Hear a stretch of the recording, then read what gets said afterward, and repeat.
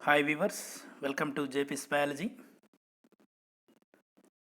ఈ వీడియోలో మనం కొన్ని ఇంపార్టెంట్ ఎంసీక్యూస్ సెట్ కోసం డిస్కస్ చేద్దాం. అందులో మొట్టమొదటిగా India has been divided into following biogeographic zones అంటున్నాం. సో ఇండియా అనేది ఎన్ని బయోజియోగ్రఫిక్ జోన్స్గా డివైడ్ చేయబడింది?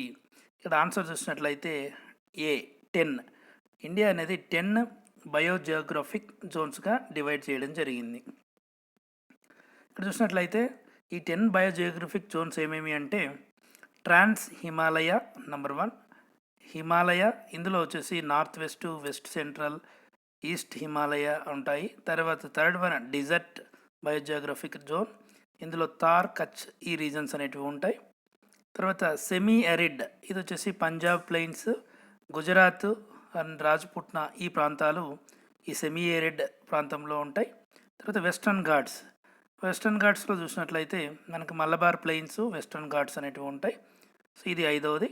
సో అదేవిధంగా దక్కన్ పెనిన్సులా అంటే దక్కన్ పీఠభూమి, దీంట్లో సెంట్రల్ ఐలాండ్స్, చోటా నాగ్పూర్, ఈస్టర్న్ ఐలాండ్స్ ఉంటాయి.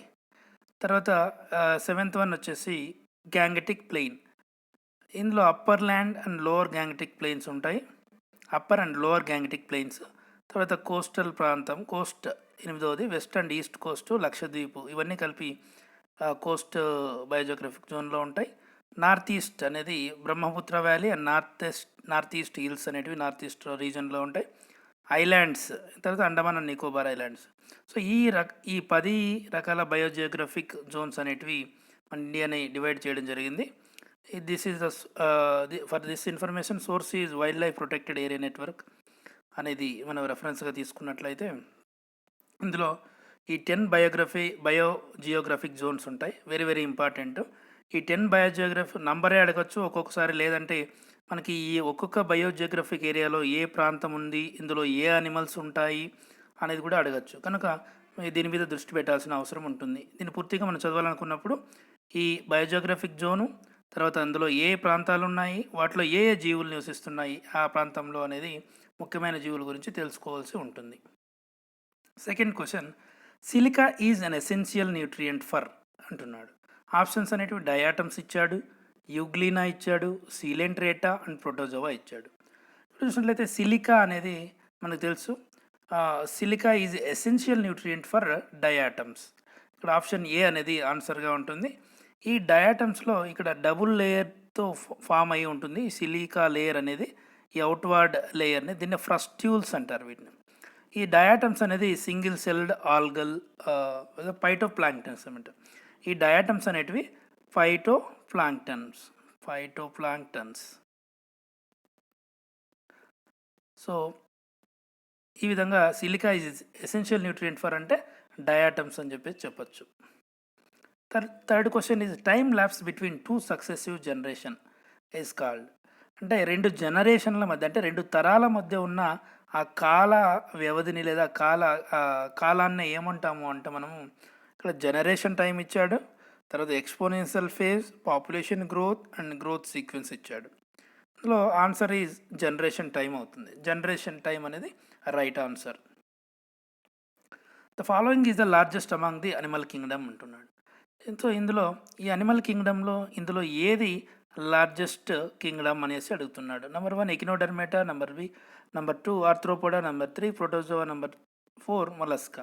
సో మనందరికీ తెలుసు ఆర్థ్రోపోడా అనేది బిగ్గెస్ట్ అనిమల్ కింగ్డమ్ అని చెప్పచ్చు, అంటే బిగ్గెస్ట్ ఫైలా అని చెప్పచ్చు మనకి animal కింగ్డమ్లో.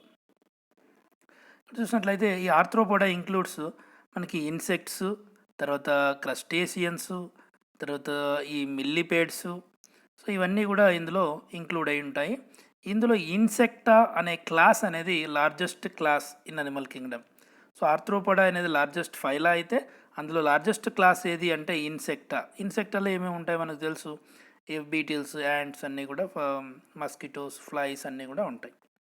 Right. Next 5th question, which of the following is heterofermentative micro organism. So దీనికంటే ముందు మనం ఏం తెలుసుకోవాలా, ఆర్గానిజం కంటే ముందు హెటిరోఫర్మెంటేషన్ అంటే ఏమో తెలుసుకోవాలి.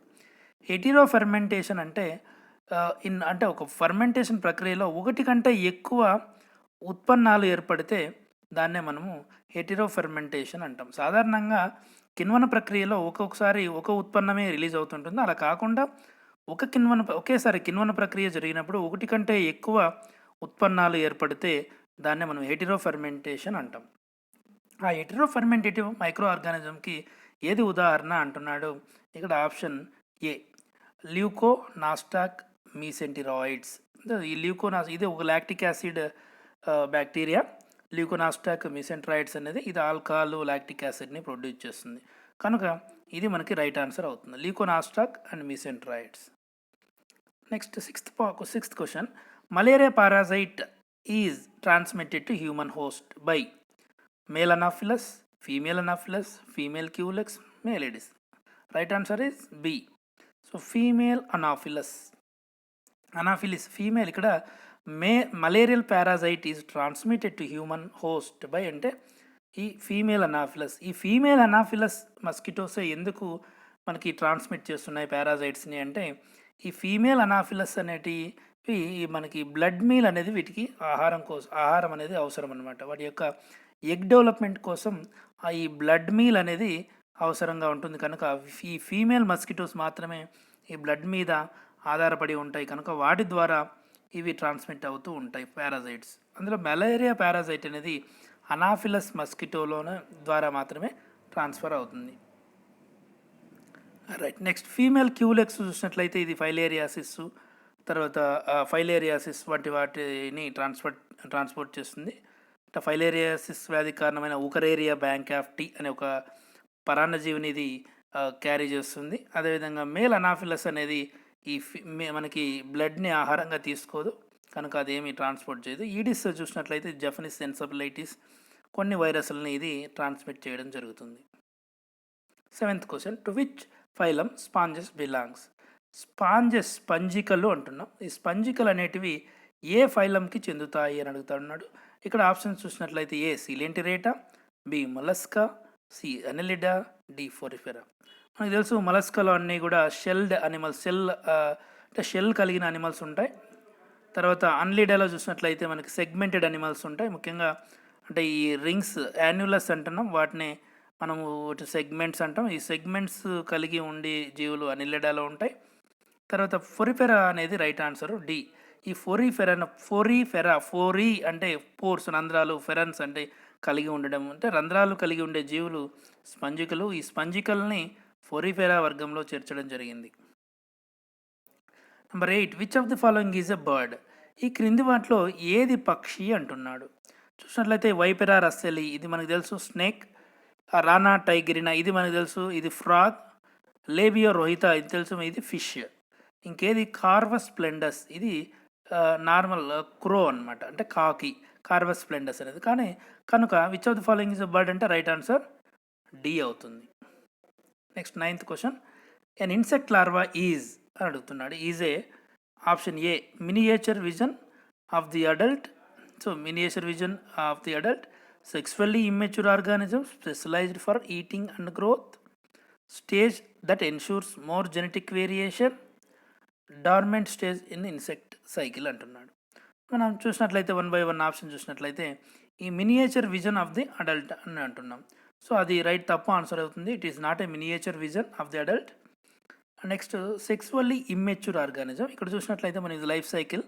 ఈ లైఫ్ సైకిల్లో చూసినట్లయితే మనకు ఈ ఇన్సెక్ట్ లార్వా అంటున్నాం. లార్వాలో మళ్ళీ ఇక్కడ ఇది చూస్తే ఫస్ట్ ఇన్స్టార్ ఆఫ్ లార్వా.